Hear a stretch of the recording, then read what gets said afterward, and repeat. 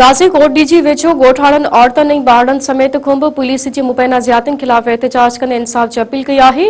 रवासा ॾिसो था विरान टीवी जो रिपोर्टर फिदा हुसैन गोपांग जी हीअ रिपोर्ट। जी बिल्कुल जी तैयार मां मौजूद आहियां कोट जी लॻ ॻोठ शेख जी देह में जिते जेको आहे कुंभ पुलिस खिलाफ़ शंभाणी बिरादरी जा मर्द ऐं औरतूं क़ुर पाक खणी एहतजाजी मुज़ाहिरो करे रहिया आहिनि। अचो त मुज़ाहिरनि सां ॻाल्हि ॿोल कयूं था उन्हनि जो छा चवणु आहे। कुंभन जी पुलिस मूंसां ज़ुल्म करे छॾियो आहे। मां रात जो सुतलो पियो हुअमि 12 बजे जी निंड में मूंखे उथारे नियाणियूं सियाणियूं कुटे मूंखे कुटे थाणे ते खणी हलियो आहे। मुंहिंजो मोटर साइकिल बि हुयो उहो विकायो आहे। जाऊं दरवाज़ा असांजा भञे कुटे मूंखे वठी वियो आहे। वरी उतां मूंखे सुबुह सां अची छॾियुसि।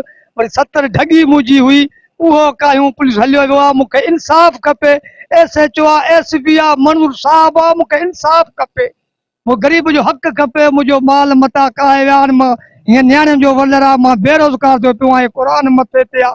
मुझे इंसाफ़ खपे। मूंखे इंसाफ़ खपे। इंसाफ़ खपे। मूंसां ज़ुल्म वॾो कुंभन जे पुलिस मूंसां वॾो ज़ुल्म कयो आहे। मूंसां ना हक़ कयसि। मूंसां पुलिस ज़ुल्म करे असांखे इंसाफ़ खपे। कुंभन जी पुलिस रात मुझे असां चढ़ी वियो आहे। माल आहे बाबे खे ॿधियो आहे। नओं साइकिल मोटर हुयो 5 उहो बि खयो आहे। वरी बाबे खे वञी थाणे में कुटो पुछो असां ग़रीब ऐं मिसकिन न किलोफर जा यार न के असां चोर न के चोर जा यार आहिनि। क़ुर शरीफ़ ते असांखे इंसाफ़ खपे। 70 गांव लंघ जगी चारियां पियो उतो हमलो करे ढगूं कसियो आहे। कुंभन जो पुलिस मुंहिंजे मथां फायर कयसि।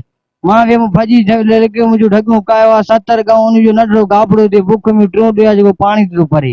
असांखे इंसाफ़ खपे। क़ुर शरीफ़ ते असांखे खणी बीठो न के लोफर न के चोर न के छा बाबे खे छॾी वरी अची माल ॿधसि।